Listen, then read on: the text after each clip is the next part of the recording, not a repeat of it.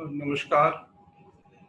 Statistical considerations in research के इस व्याख्यान में में जो कि हम YouTube चैनल पर डाल रहे हैं, आज हम 7वां लेक्चर लेकर के आपके सामने आए हुए हैं। In this lecture I am going to cover the bivariate numerical descriptors. So the topic is bivariate numerical descriptors और इसमें स्पेशली हम डिस्कस करेंगे covariance and correlations. So before this lecture, I have completed 6 lectures on this topic of statistical considerations in research. So I'm going to brief that one, and so it is a recap.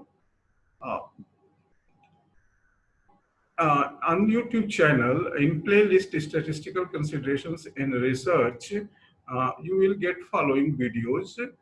Video lecture 1. Title is measurement scale, and in this topic I have covered what is variable, what are the measurement scales, how you know what measurement scale your data is having or your variable is having, and what are the types of variable, discrete, qualitative, quantitative, etc. In second lecture, I discuss on the graphical descriptors. Graphical descriptors क्या होते हैं, इनके use क्या है data analysis में, इस पे बात हुई. लेक्चर थर्ड में हमने बात किया कि अगर आप एक्सेल से आप ग्राफ्स बनाना चाहते हैं तो कुछ बेसिक ग्राफ्स आप एक्सेल से कैसे बनाएंगे. लेक्चर 4 में हमने न्यूमेरिकल डिस्क्रिप्टर्स पार्ट 1 मैंने पुटअप किया. न्यूमेरिकल डिस्क्रिप्टर्स पार्ट 1 में हमने डिस्कस की मेजर ऑफ सेंट्रल टेंडेंसी, और न्यूमेरिकल डिस्क्रिप्टर्स पार्ट 2 में मेजर ऑफ डिस्पर्सन पे डिस्कस हुआ कि what is dispersion and how we measure it under different situations. इसके बाद जो हमारा लास्ट वीडियो था इस प्लेलिस्ट का, वो था न्यूमेरिकल डिस्क्रिप्टर्स पार्ट 3, और इसमें हमने स्क्यूनेस, कुर्टोसिस और मेजर ऑफ इनइक्वालिटी पे चर्चा करी थी. एक्चुअली जो भी चीजें हमने अभी तक डिस्कस की है, ये हम सब चीजें यूनिवेरिएट डेटा डिस्क्रिप्टर्स कहलाते हैं. मीन्स एक सिंगल वेरिएबल के लिए आप ये सारी चीजें आप निकाल सकते हैं और इस पे आप अपने स्टेटमेंट दे सकते हैं on the basis of data what you are having. अब जो हम आपके सामने लेके आने जा रहे हैं वह है बाइवेरिएट डिस्क्रिप्टर. तो पहले हम समझेंगे कि यूनिवेरिएट और बाइवेरिएट में डिफरेंस क्या है, तो उस पर चर्चा करेंगे और फिर हम डिस्क्रिप्टर पे आएंगे. मान लीजिए कि हमने कुछ लोगों से 12 लोगों से पूछी कि आपकी मंथली इनकम क्या है, और उनके जो रिस्पॉन्सेज आए वो हमने नोट किया, और ये रिस्पॉन्सेज हमें 15,000, 22,000 लाइक दिस 12 रिस्पॉन्सेज मिले. अब ये हमारे पास एक डेटा सेट है, और ये डेटा सेट एक वेरिएबल को रिप्रेजेंट कर रहा है, और वो वेरिएबल है पर मंथ इनकम.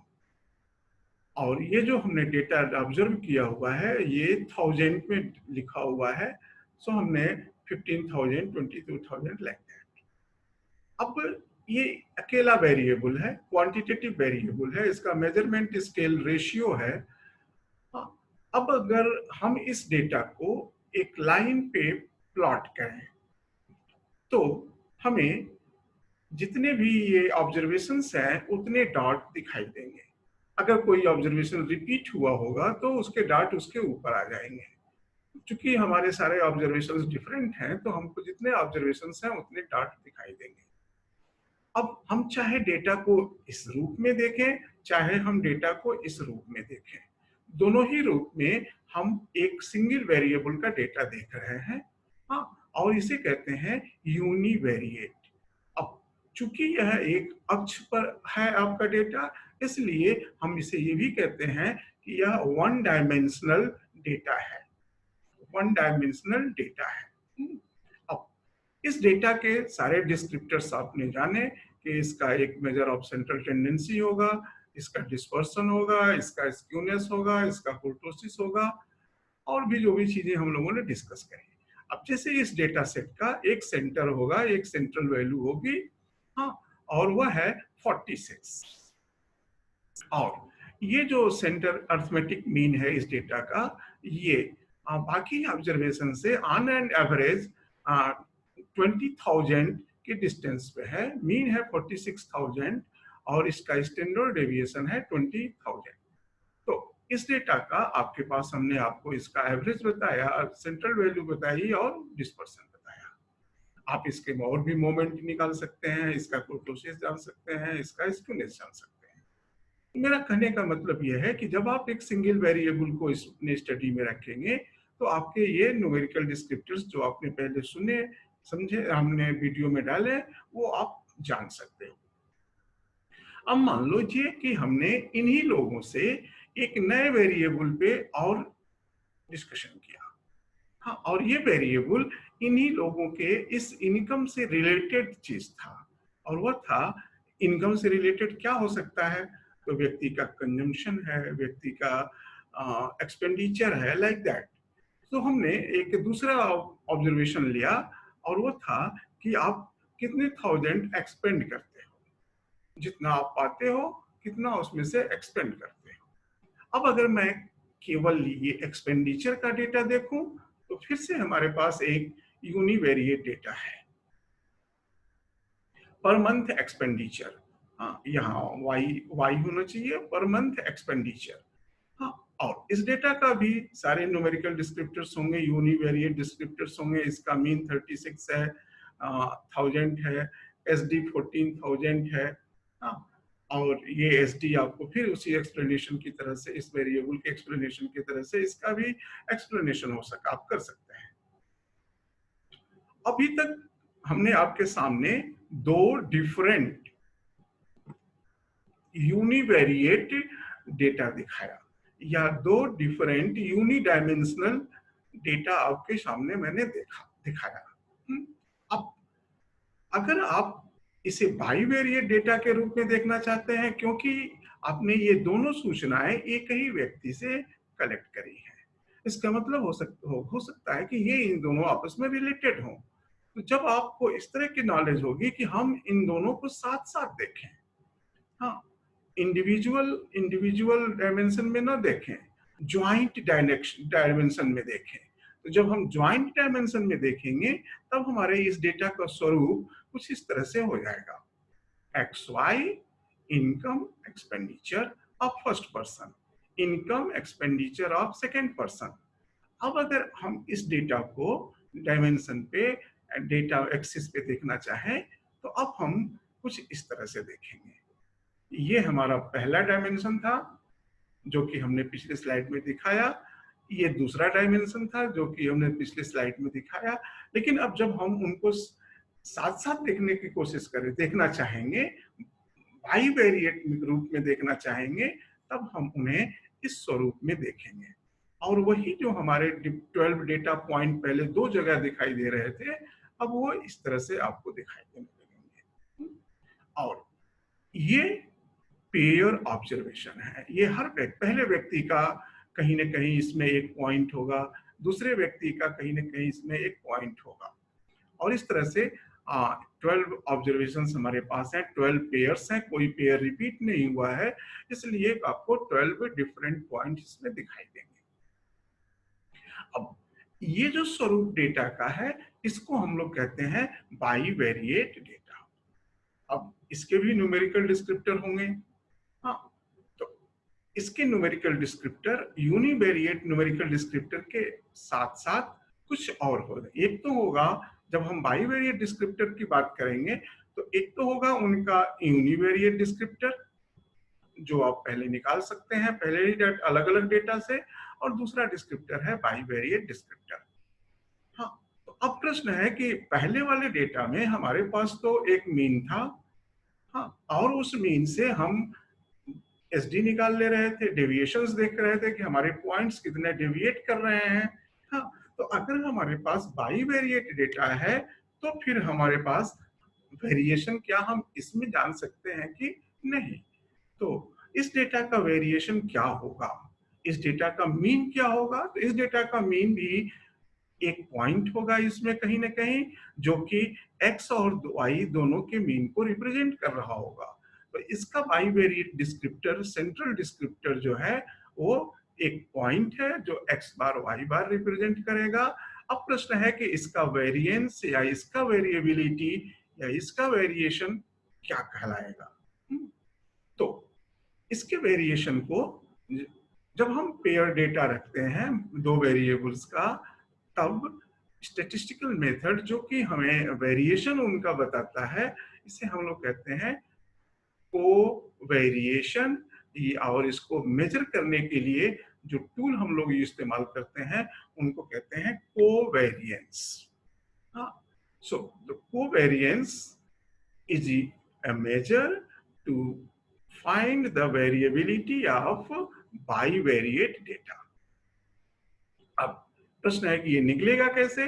तो निकालने के लिए अगर आप सिंगल वेरिएबल का वेरिएंस निकालने का फार्मूला आप याद करें, तो अगर x सिंगल वेरिएबल है तो इसका वेरिएंस होता है x minus X bar into x minus X बार या x minus X bar square. ठीक है, तो आप जब वेरिएंस निकालते हैं तो डेविएशन को दो बार मल्टीप्लाई करते हैं। अब यहाँ पे चूंकि आपको साइन दोनों वेरिएबल्स का निकालना है, तो अब हम लोग यहाँ पे दोनों के डेविएशन को मल्टीप्लाई करके इसका एवरेज ले लेते हैं और इसे कहते हैं covariance of X Y.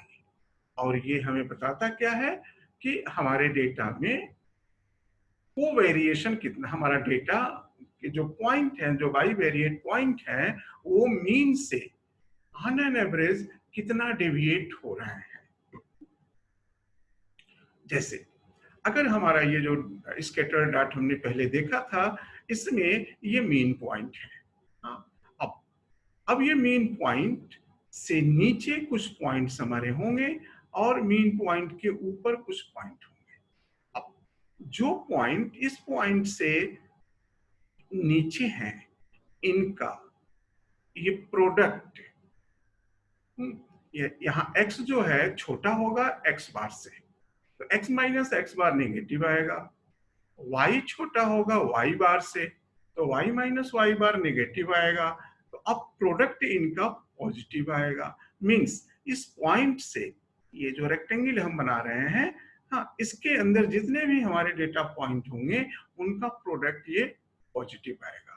Similarly अगर हम इसको और ऊपर खींच दें, हाँ, तो इधर की जो चीजें हैं, हाँ, ये चीज फिर मीन से बड़ी हो जाएगी।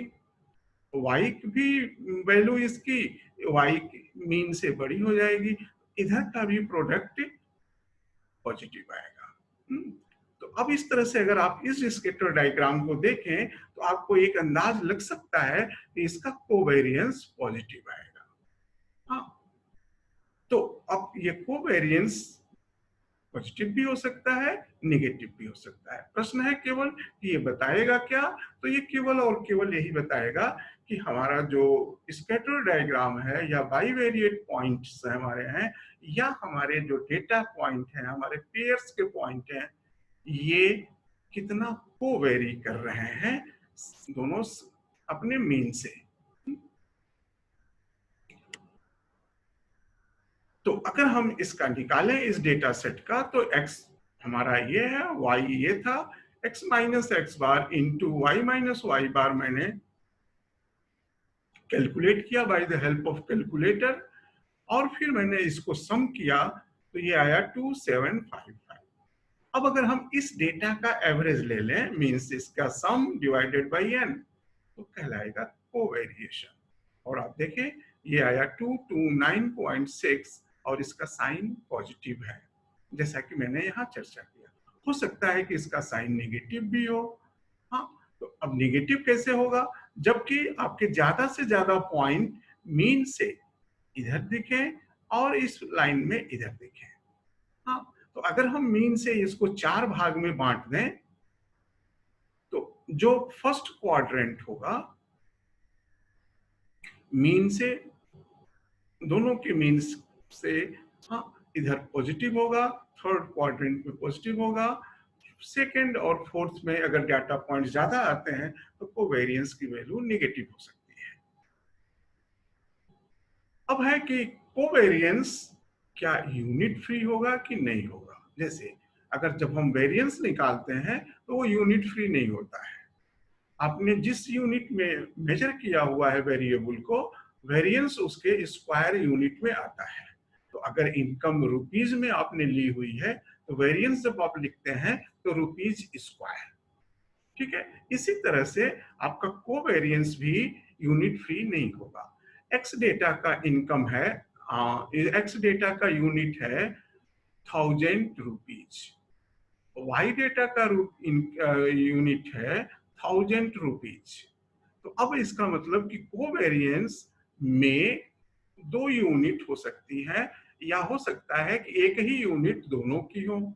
अगर मान लीजिए ये हाइट है एक्स और ये वेट है, तो हाइट का यूनिट सेंटीमीटर हो सकता है, वेट का किलोग्राम। तो यूनिट हो जाएगा सेंटीमीटर इंटू किलोग्राम। हमारे इस एग्जाम्पल में यूनिट क्या हुआ कि 1000 rupees square. Covariance is 229.6 1000 rupees square. तो ये यूनिट फ्री नहीं होगा। हाँ, no. अब प्रश्न है कि कोवेरियंस हमें बताएगा क्या, कोवेरियंस नापता क्या है। हाँ, तो जैसे हमने कहा कि we know that the variance we get, by variance we get a single value which measures dispersion of univariate observations from mean. In bivariate case, to get that single number, we obtain covariance. So the covariance is counterpart of variance in bivariate data. A covariance is actually measure of joint variability of two variables. दो variable साथ साथ कैसे very कर रहे हैं, इसको major करता है covariance. Now the joint variability जब हम कहेंगे तो साथ साथ जब आप वेरी करने की बात करेंगे तो इसमें से कहीं ना कहीं कुछ रिलेशन की वो आती है। साथ साथ वेरी करना, साथ साथ चलना, साथ साथ बात करना, तो इसमें एक रिलेशनशिप डेवलप होता है। तो जब हम ज्वाइंट वेरिएबिलिटी कहते हैं तो यह एक तरह का रिलेशनशिप की हम बात कर रहे हैं। अब रिलेशनशिप मैथमेटिकली हम लोग दो पार्ट में डिवाइड कर सकते हैं कि लीनियर रिलेशनशिप और नॉन लीनियर रिलेशनशिप। अब इसको समझने के लिए हम एक एग्जांपल लेते हैं कि अगर मान लीजिए कि आपका बाईवेरिएट डेटा कुछ इस तरह का है कि उसका स्कैटर डायग्राम आपको यूं मिले, सारे डॉट्स आपको एक लाइन पर मिले, और दूसरा है कि सारे डॉट्स एक लाइन पर न मिल करके थोड़ा डिफरेंट शेप के हों। अब अगर हम इन पॉइंट्स को मिलाएं तो अगर सारे पॉइंट हमको एक स्ट्रेट लाइन पर मिल जा रहे हैं तो हम कहेंगे कि ये जो बाईवेरिएट डेटा है ये लीनियर है। लेकिन अगर हम सारे को मिला पाने में संभव नहीं है, जैसे कि यहाँ पर हम एक स्ट्रेट लाइन से सबको कवर नहीं कर सकते, तो हम कहेंगे ये डेटा पॉइंट नॉन लीनियर है। अब बात आएगी कि हर डेटा पॉइंट लीनियर ही मिलेगा या हर डेटा पॉइंट नॉन लीनियर ही मिलेगा एग्जैक्टली, या कुछ थोड़ी बहुत लीनियरिटी में स्लाइकनेस हो सकती है, नॉन लीनियरिटी में स्लाइकनेस हो सकती है जब हम रियल डेटा पे काम करेंगे। तो हम लोग इस पे डिस्कस करेंगे। लेकिन शेप को देखने के बाद हम कहेंगे कि ये लीनियर शेप है, ये नॉन लीनियर शेप। अगर इसमें से एक पॉइंट थोड़ा सा खिसक जाए, इधर का एक पॉइंट थोड़ा सा इधर खिसक जाए, तो भी हम ये नहीं कहेंगे कि ये नॉन लीनियर शेप है, हम कहेंगे कि ये लीनियर टाइप है लेकिन लीनियरिटी परफेक्ट नहीं है। तो अगर सारे पॉइंट्स हमारे एक स्ट्रेट लाइन से कवर हो जा रहे हैं तो हम कहेंगे कि परफेक्ट लीनियरिटी है। हाँ, अगर ऐसा नहीं हो रहा है, कुछ पॉइंट्स हमारे लीनियर लाइन से थोड़ा डेविएट कर जा रहे हैं, तो हम कहते हैं कि ये वीक लीनियरिटी है। सिमिलरली यहाँ भी हम कह सकते हैं कि इसमें वीक लीनियरिटी है या स्ट्रॉन्ग लीनियरिटी है, यहाँ पर भी हम ये बात डिस्कस कर सकते हैं। लेकिन शेप को हम बोलेंगे कि ये नॉन लीनियर है और इस तरह रहेगा तो लीनियर है। नाउ कोवेरियंस हमें लीनियर रिलेशनशिप के विषय में जानकारी देता है। इन हाँ ठीक है, so covariance tells about linear relationship of data. Now strength and direction of linear relationship of bivariate data. अब कोवेरियंस हमें ये तो बताएगा, हमने कहा कि कोवेरियंस हमें लीनियर रिलेशनशिप बताएगा। अब लीनियर रिलेशनशिप, जो रिलेशनशिप लीनियर होता है, ये दो डायमेंशन का हो सकता है, दो तरह का हो सकता है। एक हो सकता है कि पॉजिटिव डायरेक्शन में हो, एक हो सकता है कि निगेटिव डायरेक्शन में हो। अब पॉजिटिव डायरेक्शन में अगर होगा तो एक वैल्यू के बढ़ने से दूसरी वैल्यू भी बढ़ेगी, या एक वैल्यू के घटने से दूसरी वैल्यू घटेगी। हाँ, निगेटिव डायरेक्शन में होगा तो अपोजिट ट्रेंड रहेगा। एक वेरिएबल की वैल्यू में इंक्रीज होगा तो दूसरे वेरिएबल की वैल्यू में डिक्रीज होगा, या वाइस वर्सा। तो डायरेक्शन का ये मतलब है कि डायरेक्शन क्या है रिलेशनशिप का, और दूसरा है स्ट्रेंथ क्या है। स्ट्रेंथ का मतलब है कि जो हमारे स्कैटर्ड पॉइंट है, जो हमारे डेटा पॉइंट हैं, वो लीनियर लाइन पर सारे के सारे डेटा पॉइंट आ जा रहे हैं, या कुछ डेटा पॉइंट डेविएट हो रहे हैं। तो जितना ही हमारे लीनियर लाइन के क्लोज आएंगे डेटा पॉइंट, हम कहेंगे कि हमारी लीनियर रिलेशनशिप उतनी ही ताकतवर है, स्ट्रेंथ ज्यादा है लीनियर रिलेशनशिप की। अब कोवेरियंस इन दोनों टर्म में से, स्ट्रेंथ और डायरेक्शन, इन दोनों टर्म में से कोवेरियंस हमको क्या बताता है, हम डिस्कस करते हैं। तो हम पहले कुछ ग्राफ्स देखते हैं। जैसे ये लीनियर लाइन शो कर रहा है, ये स्कैटर डायग्राम परफेक्ट लीनियरिटी को शो कर रहा है। ये स्कैटर डायग्राम ऐसा है कि इसमें सारे डेटा पॉइंट तो हमारे इस लाइन पे नहीं आ रहे हैं, लेकिन ये कुछ यू शेप के नहीं चल रहे हैं। हाँ, लेकिन अगर हम इनके लेफ्ट से राइट की ओर एक स्ट्रेट लाइन ड्रॉ करें तो लगभग सारे डेटा पॉइंट काफी इसके नेबरहुड में है, क्लोज नेबरहुड में है। तो ये भी कहेंगे कि इसमें लीनियर ट्रेंड तो है डेटा में, बट इतने इसके जैसा परफेक्ट नहीं है, या इसका स्ट्रेंथ इसके कंपैरिजन में वीक है। लीनियर स्ट्रेंथ यहां पर इस डेटा सेट में वीक है in comparison to this data set. Similarly इस डेटा सेट की अगर हम बात करें जिससे ये बनाया गया है, अब इसका डायरेक्शन नेगेटिव है। इसमें क्या हो रहा है कि जब ये वैल्यू बढ़ रही है तो ये वैल्यू डिक्रीज हो रही है। तो इसके इंक्रीज होने से करस्पॉन्डिंग वैल्यू y में डिक्रीज हो रहा है, या दूसरे वेरिएबल की वैल्यू में डिक्रीज हो रहा है, और ये एक कांस्टेंट रेट से हो रहा है। इसीलिए सारे पॉइंट्स एक स्ट्रेट लाइन पे आ रहे हैं। चूंकि ये डिक्रीजिंग ट्रेंड लिए हुए है, इसलिए हम कहेंगे कि इसका डायरेक्शन निगेटिव है। ये इंक्रीजिंग ट्रेंड लिए हुए है, मींस इंक्रीज इसका, इसमें भी इंक्रीज ला रहा है एंड सेम रेशियो में ला रहा है, इसको कहेंगे कि ये पॉजिटिव इंक्रीज है, या पॉजिटिव डायरेक्शन में ये वैल्यूज मूव कर रही हैं। ये भी पॉजिटिव डायरेक्शन में है, बट ये नेगेटिव डायरेक्शन में है। ये ग्राफ अगर देखें तो ये भी नेगेटिव डायरेक्शन में है। इसमें भी x के इंक्रीज होने से y में डिक्रीज हो रहा है, लेकिन जो डिक्रीज की स्ट्रेंथ है, हाँ, वो इसके डिक्रीज की स्ट्रेंथ के कंपैरिजन में थोड़ी वीक है। इसमें लीनियरिटी वीक है, इसमें लीनियरिटी स्ट्रांग है। इसमें लीनियरिटी वीक है, इसमें लीनियरिटी स्ट्रांग है, बट लीनियर एविडेंस है। अब अगर आप इस डेटा का कोवेरियंस निकालेंगे तो पॉजिटिव आएगा, क्योंकि ये दोनों इंक्रीज कर रहे हैं। हाँ, लीनियरिटी की बात करेंगे तो परफेक्ट माना जाएगा, कोवेरियंस पॉजिटिव आएगा। इस डेटा का डायरेक्शन पॉजिटिव है, इसलिए इस डेटा का कोवेरियंस पॉजिटिव आएगा, लेकिन इस डेटा में लीनियरिटी वीक है।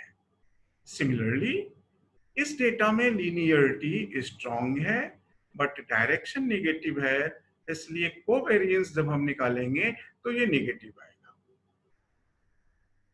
इसी प्रकार इस डेटा में, हाँ, इस डेटा में भी वीक लीनियरिटी है, डायरेक्शन नेगेटिव है, कोवेरिएंस नेगेटिव होगा।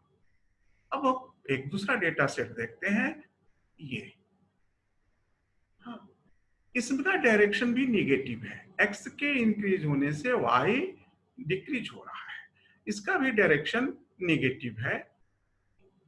लेकिन अब ये जो स्कैटर्ड पॉइंट है, ये जो बाइवेरिएट पॉइंट है, वो अगर हम लेफ्ट टू राइट अगर हम इसमें एक लाइन ड्रॉ करें तो मैक्सिमम लाइन हमारे इसके पॉइंट से कवर होती हुई नहीं जाएगी, लाइन मैक्सिमम पॉइंट से या उनके बीच से नहीं गुजर पाएगी जैसा कि यहाँ गुजर रही है। ठीक है, तो अब हम इसको बोलेंगे कि ये रिलेशनशिप नॉन लीनियर है, इसका निगेटिव डायरेक्शन है। ठीक है, लीनियरिटी एग्जिस्ट कर सकती है, हम ये नहीं कहेंगे कि इसमें लीनियरिटी है ही नहीं है, कुछ पोर्शन तक हो सकता है, कुछ वीक लीनियरिटी हो सकती है स्ट्रांग भी हो, लेकिन हम ये नहीं कहेंगे कि इसमें लीनियरिटी नहीं है, लेकिन इसमें ट्रेंड नॉन लीनियर है। अगर आप इसमें लीनियरिटी ढूंढेंगे तो आपको इसमें लीनियरिटी मिलेगा, लीनियरिटी ट्रेंड मिल सकता है, जो कि हम डेटा एनालिसिस में जिस मेथड से लीनियरिटी की बात करते हैं। हाँ, तो ऐसा हो सकता है, हम आगे एग्जांपल दिखाएंगे, लेकिन हम ये कहेंगे कि हमारा ये जो मूवमेंट है ये नॉन लीनियर है। यहाँ पे क्या है कि इस तरह का अगर आपके पास स्कैटर्ड पॉइंट है और आप इसमें स्ट्रेट लाइन ड्रॉ करें तो इसका स्ट्रेट लाइन हमेशा किसी न किसी एक्सिस के पैरेलल जाएगा। हाँ, अगर आप कुछ लेफ्ट टू राइट जाने की कोशिश करें इन डेटा पॉइंट से, हाँ, या इधर से भी जा सकता है। अब ऐसे केसेस में कहीं आपको क्लियर नहीं हो रहा है कि x के बढ़ने से y बढ़ रहा है कि x के बढ़ने से y घट रहा है। हाँ, ऐसे में हम लोग कहते हैं कि इसका डायरेक्शन क्लियर नहीं है कि ये पॉजिटिव डायरेक्शन में जा रहा है कि नेगेटिव डायरेक्शन में जा रहा है। और ऐसे केसेस में अमूमन आप पाएंगे कि इसमें लीनियरिटी हम लोग जिस मेथड से हम लोग लीनियरिटी को वेरीफाई करेंगे उस मेथड से पाएंगे कि लीनियरिटी नहीं है। और कोवेरिएंस इसका हो सकता है एक वैल्यू y, वो पॉजिटिव हो सकती है या नेगेटिव हो सकती है, ये डिपेंड करता है डेटा सेट पर। अब प्रश्न है कि क्या कोवेरिएंस हमें स्ट्रेंथ और डायरेक्शन ऑफ लीनियर रिलेशनशिप दोनों बताता है? तो कोवेरिएंस हमको केवल डायरेक्शन इन्फॉर्म करता है, इसकी साइन अगर ये प्लस में आया तो हम कहेंगे कि डायरेक्शन पॉजिटिव है, अगर ये माइनस आया तो हम कहेंगे कि रिलेशनशिप का डायरेक्शन नेगेटिव है। डायरेक्शन पॉजिटिव होने का मतलब हुआ increase in the value of one variable, you get the increase in the value of corresponding other variable।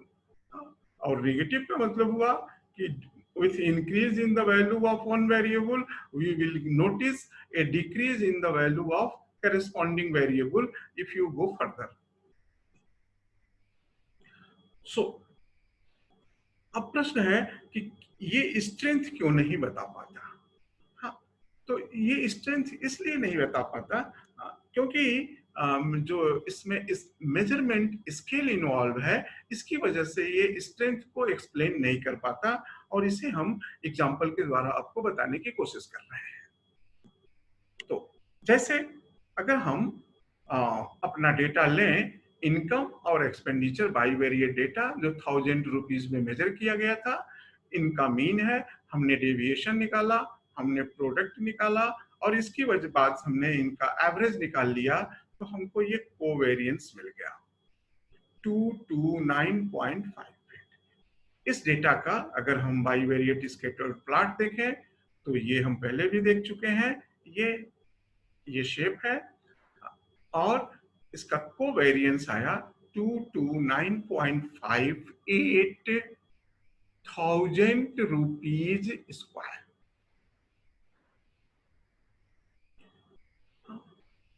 ठीक है। नाउ सपोज करिए कि हम इसको इस डेटा को चेंज कर देते हैं।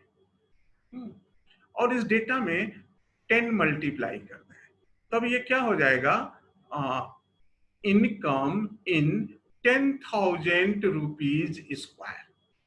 और एक्सपेंडिचर में भी 10 से मल्टीप्लाई कर देते हैं, तो एक्सपेंडिचर हो जाएगा 14,000 रुपीज स्क्वायर, 140,000 स्क्वायर, 150,000 रुपीज, या 10,000 के टर्म में आप बात कर सकते हैं। हमने इसमें 10 से मल्टीप्लाई कर दिया, तो अब हमारा मेजरमेंट यूनिट चेंज हो गया। हाँ, पहले हम 1,000 रुपीज में लिख रहे थे, अब हम लिख रहे हैं 10,000 रुपीज में। अगर हम लोग बात करेंगे इसको तो 10,000 रुपीज की बात करेंगे। और ये हमारा डेटा सेट ये है, इसमें ये 00 तो 100 हो जाएगा, इसमें थोड़ी सी एरर है टाइपिंग की। तो हमने सब में 10 से मल्टीप्लाई, 150 से मल्टीप्लाई कर दिया। अब इस डेटा में डेविएशन निकाला गया और फिर प्रोडक्ट निकाला गया इनका, और हमने फिर इसका मीन निकाला। इसका मतलब ये कोवेरिएंस मिला। अब इस डेटा का ग्राफ देखा जाए पहले, क्या इस डेटा का स्कैटर डाट पुराने वाले डेटा के स्कैटर डाट्स के से डिफरेंट होगा या सिमिलर होगा, पहले ये चेक करते हैं। तो ये हमारा पुराने वाले डेटा का स्कैटर डाट है। अब इस डेटा का जब हमने इसमें 10 मल्टीप्लाई कर दिया तो स्कैटर डाट ये है। आप देखें दोनों स्कैटर डाट सिमिलर है, इसका मतलब है कि दोनों में रिलेशनशिप एक ही है, चाहे हम इस डेटा की बात करें चाहे इसके प्रीवियस डेटा की बात करें, दोनों में सेम रिलेशनशिप है। अब कोवेरिएंस इसका 229.5 आया और इसका पॉइंट 22958.33 आया। कोवेरिएंस बराबर नहीं है। इसका मतलब है कि रिलेशनशिप, अगर कोवेरिएंस रिलेशनशिप की स्ट्रेंथ को मेजर कर रहा होता तो दोनों में कोवेरिएंस भी बराबर आने चाहिए थे, जबकि रिलेशनशिप आपको स्कैटर डायग्राम दोनों का सिमिलर दिख रहा है। तो इसलिए चूंकि इसमें मेजरमेंट इन्वॉल्व है, मेजरमेंट यूनिट इन्वॉल्व है, इसलिए आपको कोवेरिएंस स्ट्रेंथ बता पाने में सक्षम नहीं होता है। ये केवल आपको आपके डेटा के लीनियर रिलेशनशिप के डायरेक्शन को ही क्लैरिटी के साथ बता पाता है, स्ट्रेंथ को उतनी क्लैरिटी के साथ नहीं बता पाता। अब अगर आप कोवेरिएंस से चाहते हैं कि स्ट्रेंथ निकल के आवे, तो एक तरीका हो सकता है कि आप कोवेरिएंस निकालने के पहले आप अपने डेटा को यूनिट फ्री कर दीजिए। अब यूनिट फ्री करने के लिए हम अपने डेटा को स्टैंडर्डाइज्ड करते हैं। स्टैंडर्डाइज्ड जनरल बहुत सारे तरीके से किया जा सकता है, लेकिन जनरली हम यहाँ पे जिस स्टैंडर्डाइजेशन की बात कर रहे हैं वो कर रहे हैं कि आप डेटा में से उसका मीन माइनस करिए और एसडी से डिवाइड कर दीजिए, जिसे आप जेड स्कोर्स बोलते हैं। तो अब मैंने वही काम आप करके ऐसा बात, सो वही चीज मैं आपको यहाँ लिख रहा हूँ। We saw that both variates data are having similar scatter diagram, but the covariance of data measured in 1,000 rupees and covariance of data measured in rupees 100, again it is a error, 10,000 rupees were not same. Rupees 100 is correct, 100 rupees, ठीक है, rupees 100 are not same. Hence, due to measurement unit of the variable, we cannot use covariance to know the strength of linear relationship of bivariate data. Thus, to see the strength of relationship, standardized covariance may be better option, is better option. And this standardized covariance was advocated by Carl Pearson, and it is known as coefficient of correlation by his name. तो जब आप standardised data का covariance निकालेंगे, उसे अब एक नया, अगर आप non unit data with unit का कोवेरियंस निकालते हैं तो वो कोरिलेशन तो नहीं कहलाएगा, लेकिन स्टैंडर्डाइज्ड डेटा का आप निकालेंगे तो वो कोवेरियंस कहलाएगा। हाँ, तो standardized covariance is equals to x minus X bar divided by sigma X, X को स्टैंडर्डाइज कर दिया, y minus Y bar divided by sigma Y, y को स्टैंडर्डाइज कर दिया। अब आपके पास दो नया डेटा आ गया, स्टैंडर्डाइज्ड x, स्टैंडर्डाइज्ड y। अब इन दोनों का मीन माइनस करिए, मीन माइनस स्टैंडर्डाइज जब आप करते हैं तो इसका मीन 0 हो जाता है। हाँ, तो अब इस डेटा का मीन 0 हो जाएगा, इसमें से 0 माइनस करेंगे तो यही चीज मिला, इसमें से 0 माइनस करेंगे तो वही चीज मिला। इसका मतलब कि ये फिर से कोवेरियंस है, और किसका कोवेरियंस है? स्टैंडर्डाइज्ड x और स्टैंडर्डाइज्ड y का। हाँ, और इसे ही कहा गया कि ये कोफिशिएंट ऑफ कोरिलेशन है बिटवीन एक्स वाई, और इसमें अब आप यूनिट नहीं पाओगे। हाँ, अगर ये एज है सेंटीमीटर तो ऊपर सेंटीमीटर हुआ, नीचे सेंटीमीटर हुआ, कैंसिल हो गया। ये वेट है तो वेट किलोग्राम, किलोग्राम कैंसिल हो गया। अब यह एक यूनिट फ्री नंबर हो गया।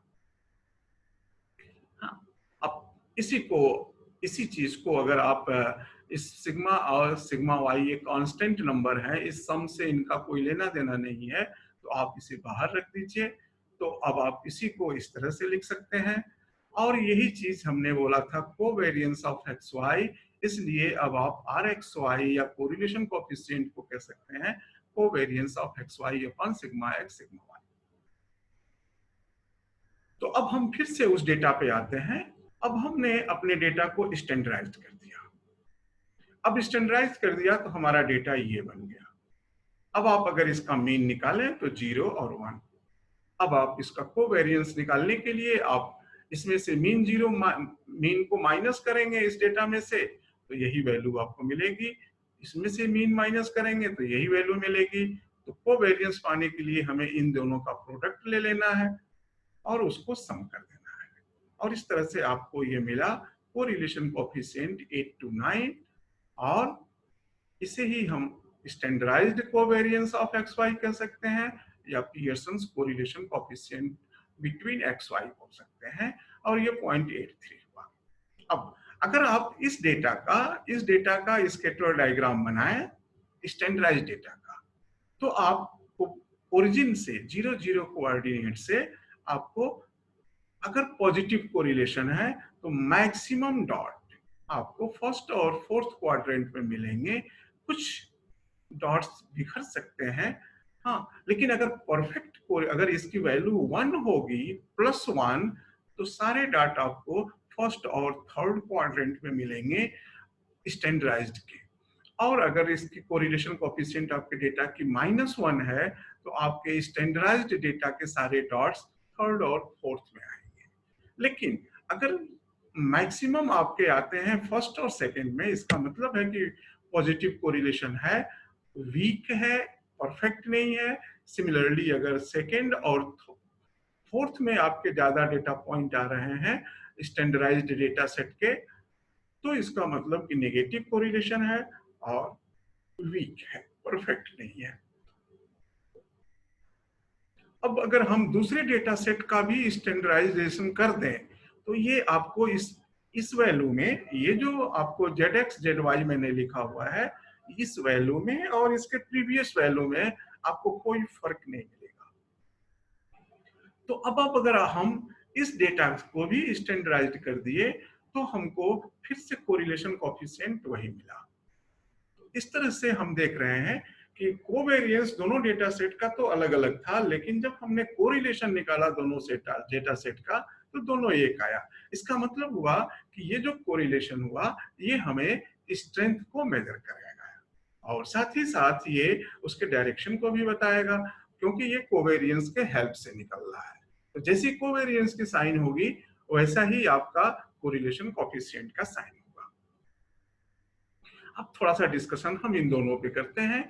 Covariance and correlation are two mathematical concepts which are commonly used in statistics. Both measure dependency between two variables. Despite some similarity, they are different from each other. Correlation is when change in one item may result in the change in other item. On the other hand, covariance is when two items vary together. हाँ, तो जब हम covariance की बात करेंगे तो हम together very की बात कर रहे हैं, और जब कोरिलेशन की बात कर रहे हैं तो हम देख रहे हैं कि one the change in one brings change in other or not. Okay, so this is the difference between covariance and correlation. Thus, a measure used to indicate the extent to which two variables change in tandem, साथ साथ मिलकर change हो रहे हैं, is known as covariance. तो दो variable मिलकर के चेंज हो रहे हैं आपस में, ये हमें कोवेरियंस बताएगा. और a measure used to represent how strongly two random variables are related, strength of relationship is correlation. Both measures covariation, दोनों ही covariation बताएंगे with different information about linear relation. The value of correlation lies between -1 to 1. Maximum value correlation coefficient की 1 हो सकती है और minimum -1 हो सकती है. कोवेरियंस की -∞ से इन्फिनिटी हो सकती है. +1 अगर कोरिलेशन आया तो आप परफेक्ट पॉजिटिव बोलते हैं, -1 आया तो परफेक्ट नेगेटिव बोलते हैं, और इसके बीच में है तो लीनियर का स्ट्रेंथ वीक मानेंगे. इसके लिए बहुत सारे हैं कि कहाँ तक पॉइंट हो तो स्ट्रॉन्ग मानेंगे, कहाँ तक वीक मानेंगे. तो इस पे भी बहुत सारे अलग अलग फील्ड में अलग अलग ओपिनियन है. 0.5 से 0.1, 0.5 से 1 तक को पॉजिटिव मानते हैं, कुछ लोग स्ट्रॉन्ग मानते हैं, स्ट्रॉन्ग पॉजिटिव मानते हैं, कुछ लोग 0.6 to 1 स्ट्रॉन्ग पॉजिटिव मानते हैं. तो ये अलग अलग डिसिप्लिन में अलग अलग रिसर्चर्स द्वारा, अलग अलग ऑथर्स द्वारा ये चीजें एडवोकेट की गई हैं. Covariance is affected by change of scale. हाँ, जैसे कि हमने वो बताया आपको, 100 मल्टीप्लाई करना 10 मल्टीप्लाई करने से कोवेरियंस तो अफेक्ट होगा, कोरिलेशन अफेक्ट नहीं होगा. Now question is which is better choice of bivariate dependency measure. Covariance better choice है, दोनों ही डिपेंडेंसी मेजर कर रहे हैं, तो हम कोवेरियंस पे जाएं कि कोरिलेशन से मेजर करें. जब हम ऐसी बात करते हैं तो हमेशा कोवेरियंस के ऊपर डिपेंडेंसी को मेजर करने के लिए हम कोरिलेशन को प्रेफर करते हैं. कारण क्या है कि एक तो ये है कि ये स्केल बदलने से अफेक्टेड नहीं होगा, और दूसरा है कि कोवेरियंस हमें स्ट्रेंथ नहीं रिलेशनशिप की बता पाता है, हमें वो केवल डायरेक्शन बता पाता है, और कोरिलेशन हमें स्ट्रेंथ भी बताता है. इसलिए अगर हमें रिलेशनशिप की बात करनी है अपने बाइवेरिएट डेटा में, कोवेरिएशन की बात नहीं करनी है, केवल कोवेरिएशन के साथ साथ हमें स्ट्रेंथ की भी बात करनी है, तो हम कोवेरियंस की जगह पर कोरिलेशन को यूज करेंगे. हालांकि कोरिलेशन बिना कोवेरियंस के नहीं निकलेगा. तो हम कुछ स्कैटर डायग्राम दिखा रहे हैं, फिर से वही पुराने वाले, और अब हम इसको कोवेरियंस के टर्म में बात नहीं करेंगे, कोरिलेशन के टर्म में बात करेंगे. अगर आपका डेटा स्कैटर्ड पॉइंट इस तरह का है तो आपको कोरिलेशन 1 मिलेगा, पॉजिटिव मिलेगा. अगर आपका डेटा स्कैटर्डनेस इस तरह से डेटा स्कैटर डायग्राम है तो आपको कोरिलेशन कोएफिशिएंट की वैल्यू 0 से 1 के बीच की मिलेगी. 0 पक्का है कि नहीं मिलेगी, और 1 भी पक्का है नहीं मिलेगी, हाँ इसके बीच कहीं मिलेगी. सिमिलरली अगर ये सिचुएशन है तो आपको नेगेटिव मिलेगा और -1 मिलेगा, क्योंकि ये परफेक्ट है, और यहाँ पर आपको वैल्यू -1 से और 1 के बीच में मिलेगी, सॉरी 0 के बीच में मिलेगी. अब लेते हैं ये केस. अगर आप इस तरह का डेटा सेट लिए हुए हैं तो आपको कोरिलेशन कोएफिशिएंट इसमें ऐसा नहीं है कि 0 मिल जाएगा, क्योंकि कुछ हद तक इसमें लिनियरिटी है, पार्शियल लिनियरिटी हो सकती है. तो जब आप इस डेटा सेट का कोरिलेशन कोएफिशिएंट निकालेंगे तो आपको इसकी वैल्यू मिलेगी. हो सकता है स्ट्रॉन्ग मिले, हो सकता है वीक मिले, लेकिन ये पक्का है कि नेगेटिव मिलेगी. ये बात दूसरी है कि ऐसे डेटा सेट में हम लीनियरिटी देखेंगे कि नहीं, कोरिलेशन निकालेंगे कि नहीं। इसमें अमूमन आपको अगर इस तरह का एग्जैक्ट फिगर है आपके स्कैटर डायग्राम का, तो ये इक्वल टू 0 के क्लोज नेबरहुड में मिलेगा आपके कोरिलेशन कोएफिशिएंट का वैल्यू। अब हम इस फिगर के रूप में हम बात करना चाहते हैं। मान लीजिए कि हमारे पास एक डेटा सेट है जिसमें x वैल्यू है 1 2 3 4 5 6 7 8 और y वैल्यू है 1 8 लाइक दिस। अब इस डेटा सेट में x डेटा सेट में कोई आउटलायर नहीं है, y डेटा सेट में कोई आउटलायर नहीं है, x डेटा सेट नॉर्मलिटी को होल्ड कर रहा है। नॉर्मल का जो रूल है टेस्ट करने का वो x होल्ड कर रहा है। हाँ, x data set is normal. y data set को भी आप अगर चेक करें तो ये नॉर्मलिटी का रूल होल्ड करेगा, इसमें कोई भी प्रॉब्लम नहीं है। x भी नॉर्मल है, y भी नॉर्मल है, x आउटलायर फ्री है, y आउटलायर फ्री है। हाँ, अगर हम इसका स्कैटर डायग्राम बनाएं तो ये इस तरह से आएगा। अब अगर हम कहें कि ये लीनियर तो देखने से नहीं लग रहा है, क्योंकि अगर हम लेफ्ट से राइट की ओर इनके डॉट्स पे चलें तो हम कुछ इस तरह से निकल जाएंगे। हाँ, तो वीक लीनियरिटी हमको देखने से तो लग रही है। अगर आप इस डेटा का कोरिलेशन कोएफिशिएंट कैलकुलेट ही करें तो आपको ताज्जुब होगा कि आप इसकी वैल्यू पाएंगे 0.93। स्ट्रॉन्ग लीनियर रिलेशनशिप आप इसमें पा रहे हैं। ठीक है, पा रहे हैं तो, लेकिन इसका ये मतलब नहीं है कि और कोई इससे स्ट्रॉन्ग रिलेशनशिप नहीं है। हाँ, लेकिन अगर अगर ये हम इस डेटा सेट में लीनियर रिलेशनशिप को इतना मेजर किया है, हो सकता है कि कोई और रिलेशनशिप इससे भी ज्यादा स्ट्रॉन्ग हो।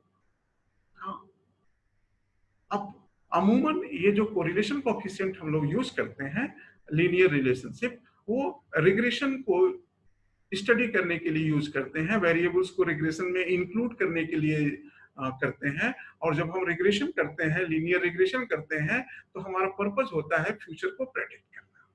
सपोज करिए कि ये 0.93 हमारा स्ट्रॉन्ग लीनियर रिलेशनशिप है, इसकी स्ट्रेट लाइन कुछ इस तरह से जा रही है। अब फ्यूचर में क्या होगा कि ये स्ट्रेट लाइन ऐसे ही प्रेडिक्ट करेगी, और अगर हमारा डेटा का नेचर यही रहा तो डेटा हमारा यूं बढ़ेगा ऊपर, और हमारी स्ट्रेट लाइन प्रेडिक्ट करेगी यूं, तो हमारे रिग्रेशन के प्रेडिक्शन में प्रॉब्लम हो सकती है। हाँ, तो इसलिए हम केवल कोरिलेशन पे ही डिपेंडेंट न रहें। हमारा स्टडी वेरिएबल कैसा है, हमारे स्टडी वेरिएबल का नेचर कैसा है, ये सब चीजें भी हमें साथ साथ देखनी होती है। जनरली जो इंटरप्रिटेशन की बात आती है तो हम लोग बहुत सिंपल है इसका इंटरप्रिटेशन, कि मान लीजिए कि आपके पास दो वेरिएबल हैं, इनकम और एक्सपेंडिचर, और कोरिलेशन कोएफिशिएंट 0.8 आया, तो आप कहेंगे कि if we observe increase in income, we expect the expenditure will increase because it is 0.8, or if income decrease, we expect the decrease in the expenditure because it is 0.8. हाँ, so this is the interpretation. अगर ये minus है तो इसका just opposite होगा कि increase in one variable we expect decrease in other variable or vice versa. So when we say relationship, then mathematically होता क्या है, जब हम मैथमेटिकली रिलेशनशिप की बात करते हैं तो अमूमन हम लोग कहते हैं y is equals to mx plus c। यह एक मैथमेटिकल रिलेशन है दो वेरिएबल के बीच में, x और y के बीच में। हम लोग कहते हैं y is equals to X square. यह एक मैथमेटिकल रिलेशन है दो वेरिएबल के बीच में, x और y के बीच में। अब जब हम इस तरह के मैथमेटिकल रिलेशन डेवलप करते हैं तो अमूमन इसमें एक वेरिएबल दूसरे वेरिएबल पे डिपेंड होकर के करता है। जैसे y is equals to X square जब हम कर रहे हैं तो y x पर डिपेंड कर रहा है। y की जो भी वैल्यू निकलेगी वो x की वैल्यू से निकाली जाएगी, न कि y की वैल्यू से x की वैल्यू निकाली जाएगी। ऐसे ही जब हम कह रहे हैं y is equals to M X plus C, तो हम x की वैल्यू से y की वैल्यू निकालेंगे, न कि y की वैल्यू से x की वैल्यू निकालेंगे। सिमिलरली हो सकता है, अब इसी में हम जो वैल्यू डिपेंड करता है, जिसका वैल्यू डिपेंड करता है दूसरे पर, उसे हम बोलते हैं डिपेंडेंट फिनोमेना, और जो जिसकी वैल्यू से वो निकलता है उसे बोलते हैं इंडिपेंडेंट फिनोमेना। तो जब हम मैथमेटिकल रिलेशन की बात करते हैं तो हो सकता है कि हमारा डिपेंडेंट वेरिएबल सिंगल हो सकता है हमारा डिपेंडेंट वेरिएबल एक से ज्यादा हो, यूनिवेरिएट डिपेंडेंट हो, बाईवेरिएट डिपेंडेंट हो। सिमिलरली इंडिपेंडेंट भी हो सकता है कि सिंगल हो या मल्टीपल हो। अब कोरिलेशन हमें इस तरह की कोई जानकारी नहीं देता है कि इसके ये डिपेंडेंट है और ये इंडिपेंडेंट है, या इसके होने से ये चेंज हो रहा है या इसके होने से ये चेंज हो रहा है, ये आप नहीं कह सकते।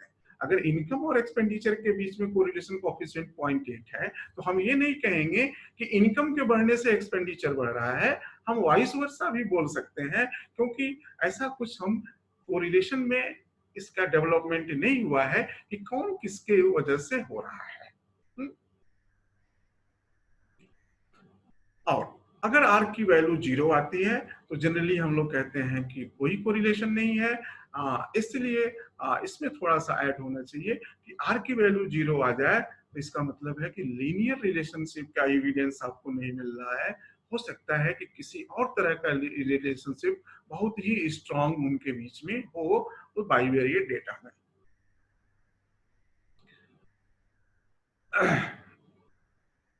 the correlation coefficient shows the strength of linear relationship between xy. Thus, even if there is a strong non-linear relationship between x and y, the value of r may be low or high.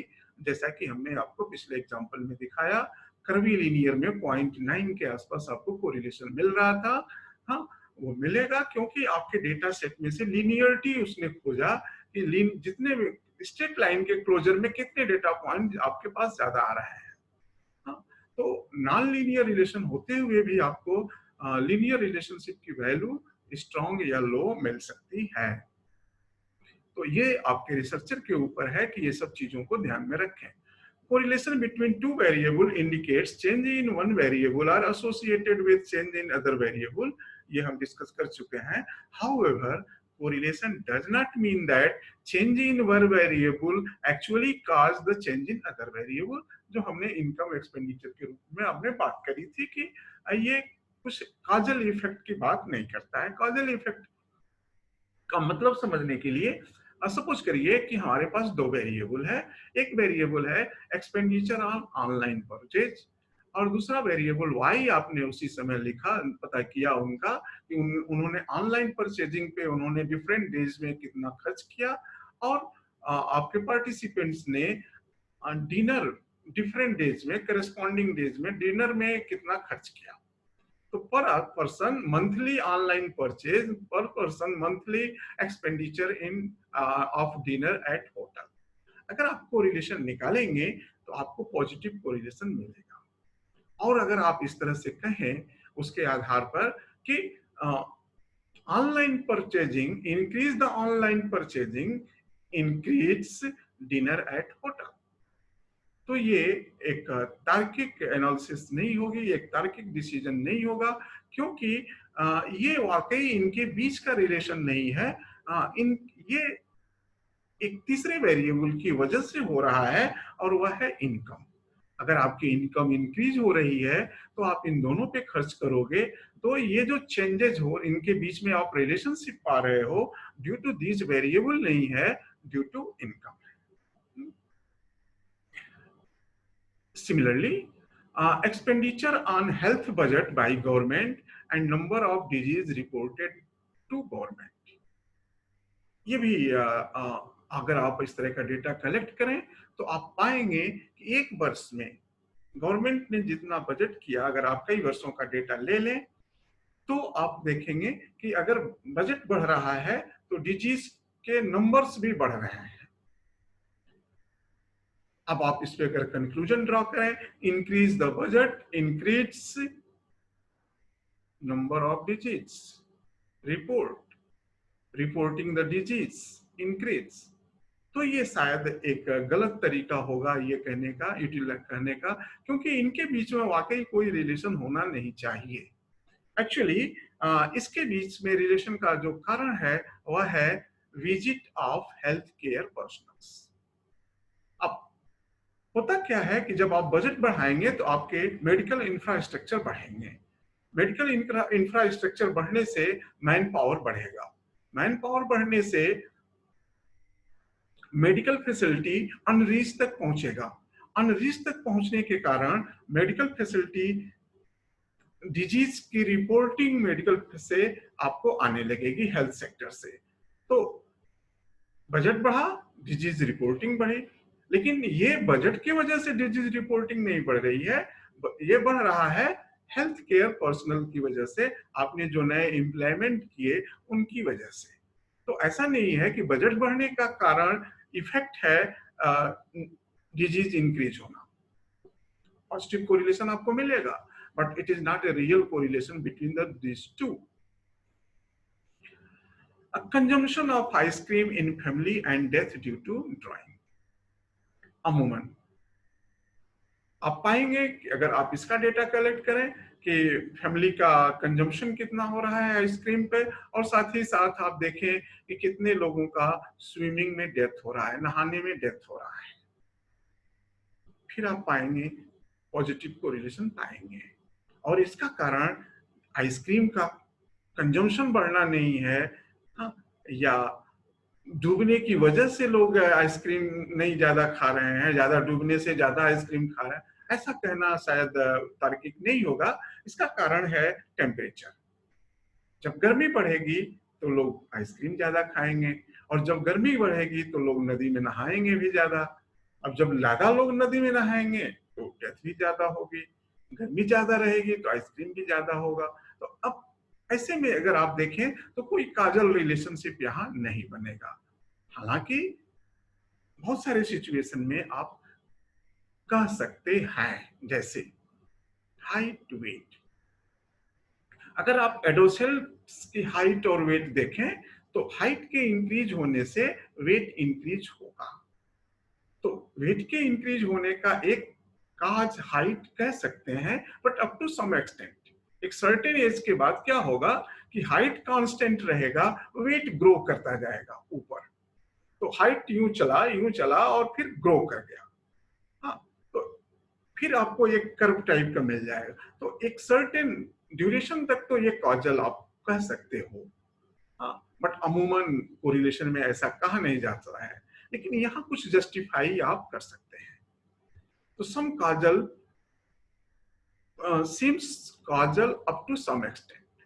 ये relationship आप some extent तक बात कर सकते हैं कि काजल है। wattage of bulb और इंटेंसिटी ऑफ लाइट। अगर आप बल्ब का वाटेज बढ़ा देते हैं, ज्यादा पावर का बल्ब यूज करते हैं, तो आपको लाइट की विजिबिलिटी ज्यादा मिलेगी। ये भी सही बात है, पॉजिटिव कोरिलेशन मिलेगा। High the voltage wattage, high will be the resolution of light, ज्यादा क्लैरिटी रहेगी लाइट की।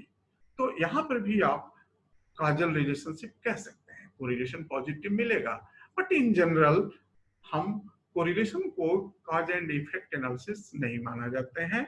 और अगर आपको कॉज इफेक्ट करना है तो आपको डिफरेंट टाइप की स्टडी परफॉर्म करनी होती है, जिसे अमूमन ऑब्जर्वेशन स्टडी आप रिक्वेट करिए, ऑब्जर्व करिए फ्यूचर तक, फिर देखिए कि हैपन हुआ कि नहीं, और इस तरह से स्टेब्लिश किया जाता है।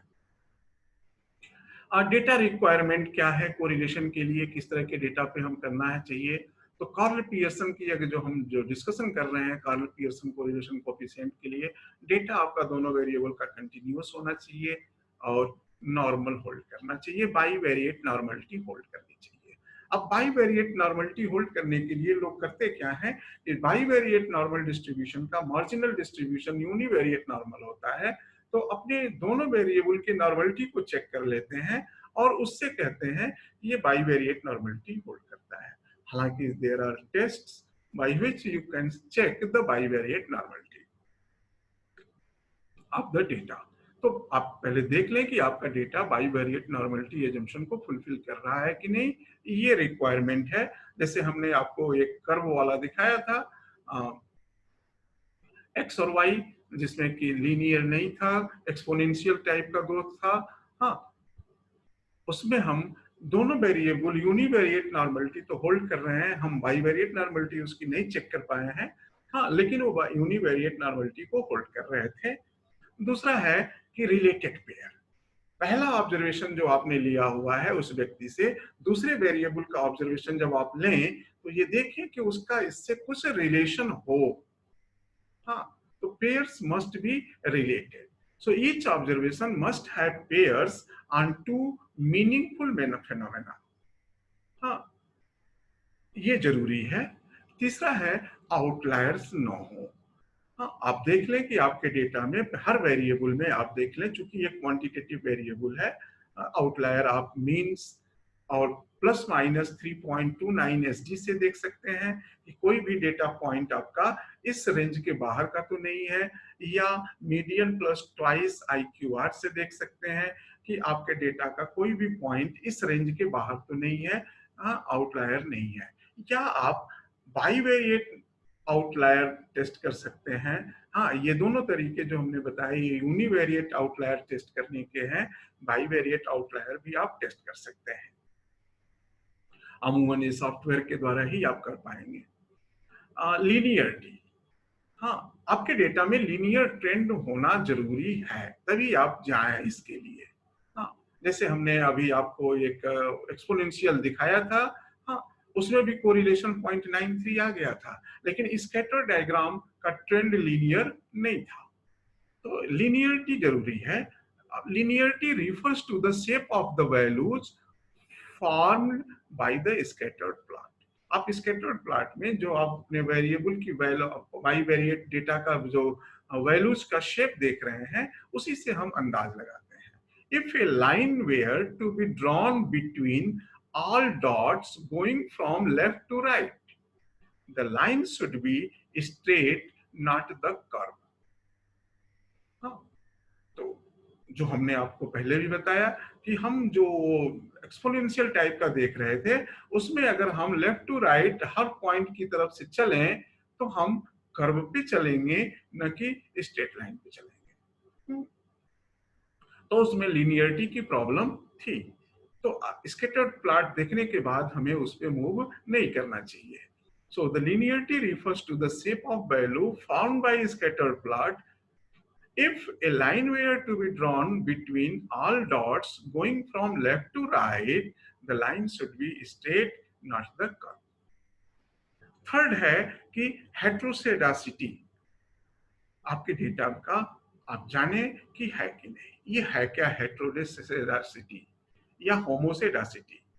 It is a situation in which one variable has, दो वेरिएबल है, उसमें से एक variable, one variable has unequal variability across the range of values of the second variable. इसको समझने के लिए हम आपको एक डेटा सेट दिखा रहे हैं। ये हमारे पास 15 पेयर्स ऑफ ऑब्जर्वेशंस का कोरिलेशन का डेटा है, बाइवेरिएट डेटा। अब हमारे पास जो पेयर्स थे वो, अब देखिए आप y के डिफरेंट वैल्यूज के, ये y की 5 वैल्यूज के लिए x की एक ही वैल्यू है। सिमिलरली x की दूसरी वैल्यू 2 के लिए y की फिर 5 वैल्यू है, हो सकता है 6 भी आप ले सकते हैं। तीसरी वैल्यू के लिए भी 5 वैल्यू है, और इस तरह से कुल 15 पेयर्स ऑफ ऑब्जर्वेशंस का ये हम डेटा स्कैटर डायग्राम आपको दिखा रहे हैं। अब इनका जो मीन पॉइंट है इस डेटा सेट का, वो यहाँ है। इस डेटा सेट का मीन पॉइंट यहाँ है, इस डेटा सेट का मीन पॉइंट यहाँ है। अब अगर हम लेफ्ट टू राइट इसके बीच से जाएं तो हमको एक स्ट्रेट लाइन मिलेगी। हाँ, अब अगर इस पॉइंट से ऊपर, इस पॉइंट से नीचे जो डेविएशन है यहाँ का, जो डेविएशन यहाँ का है, जो डेविएशन यहाँ का है मीन्स y की डिफरेंट वैल्यूज के लिए दूसरे वेरिएबल के किसी वैल्यू के करेस्पॉन्डिंग y के डिफरेंट वैल्यूज का वेरिएशन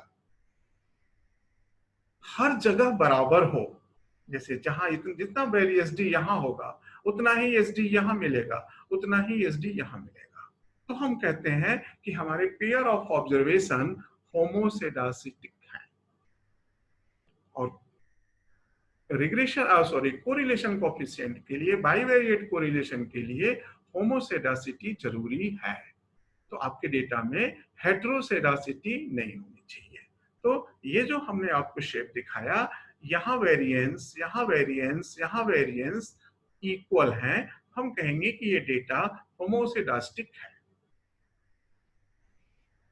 सजेशंस, तो ये सारे एजम्पशंस थे, suggestions. If you found that pair of observations fails to qualify the assumptions of correlation, then we can go for other measures of association. कोई जरूरी नहीं है कि हम कार्ल पियर्सन का निकालें। And they are rank correlation, phi coefficient, Kramer's V coefficient, odds ratio और भी बहुत सारे तरीके हैं। रैंक कोरिलेशन अमूमन में करते क्या है कि हम या तो अगर आपके पास क्वांटिटेटिव ऑब्जर्वेशंस हैं तो आप उन्हें रैंकिंग कर दें एक सिमिलर पैटर्न में और फिर कोरिलेशन निकाल दें कार्ल पियर्सन के मेथड से। या अगर आपके पास ऑर्डिनल डेटा है तो आप कार्ल पियर्सन कोएफिशिएंट नहीं निकाल सकते हैं, तो आप रैंक कोरिलेशन निकाल दें। फाई कोएफिशिएंट भी कोरिलेशन कोएफिशिएंट निकालता है, ये क्वालिटेटिव बेस्ड डेटा के लिए है। इसमें एक चीज जरूरी है कि आपका जो दोनों वेरिएबल है उसका दो ही क्वालिटी हो, हर वेरिएबल में दो ही क्वालिटी हो। जैसे lower height higher height, lower weight higher weight, height and weight. हाँ, तो अब यहाँ पे आपको कोरिलेशन निकालना है तो ये क्वांटिटेटिव नहीं है, क्वालिटेटिव है। आप फाई कोएफिशिएंट से निकाल सकते हैं। अगर क्वालिटीज की संख्या ज्यादा है और आप कोरिलेशन निकालना चाहते हैं तो फिर क्रैमर्स भी कोएफिशिएंट आप यूज कर सकते हैं। ऑड्स रेशियो भी 2/2 या बाइनरी बाइवेरिएट डिस्ट्रीब्यूशन में रिलेशनशिप निकालने का ही तरीका है। और फाई कोएफिशिएंट्स और ऑड्स रेशियो में आपको काफी चीज सिमिलरिटी मिलेगी। फाई कोएफिशिएंट में अगर आप वेरिएबल्स को 0-1 में कोट किए हुए हैं वेरिएबल की वैल्यू को, तो ये फाई कोएफिशिएंट वही वैल्यू देगा जो आप उससे सिंपल कोरिलेशन कोएफिशिएंट निकालें कार्ल पियर्सन का, दोनों आपको एग्जैक्ट मिलेगा। तो आज का लेक्चर मैं यहीं समाप्त करता हूँ। कोशिश करी है हमने आपको इस पे इन कुछ थोड़ी बहुत जानकारी देने की, चूंकि बहुत सारी चीजें आप पहले से जान रहे होंगे। अगर कुछ इसमें आपको ऐड हुआ हो तो आप जरूर हमें लिखें या हमें बताएं। और अगला लेक्चर जो हम आपके सामने लेकर के आएंगे वह होगा बेसिक रिग्रेशन, सिंपल रिग्रेशन। और जब हम ये रिग्रेशन खत्म कर ले जाएंगे तो एक तरह से हम डिस्क्रिप्टिव स्टैटिस्टिक्स के सारे कंपोनेंट टच कर चुके होंगे। और फिर उसके बाद हम शुरू करेंगे इन्फरेंशियल्स, और उसमें फिर हम अपने नेक्स्ट वीडियो, नेक्स्ट वीडियो जो हम लेकर के आपको आएंगे वो होगा simple regression, idea of simple regression. बहुत बहुत धन्यवाद आपको इस वीडियो को सुनने के लिए, और आशा है कि आप हमें सपोर्ट ऐसे ही देते रहेंगे। मेरी इच्छा हमेशा रहती है कि आप जो कुछ चीजें अगर आप नहीं पाए हैं तो बताएं। कुछ आपको अलग तरह का लगा कि नहीं ये चीज ऐसा नहीं होता है तो मुझे इन्फॉर्म करें, क्योंकि परफेक्टनेस हर जगह परफेक्टनेस की प्रॉब्लम है।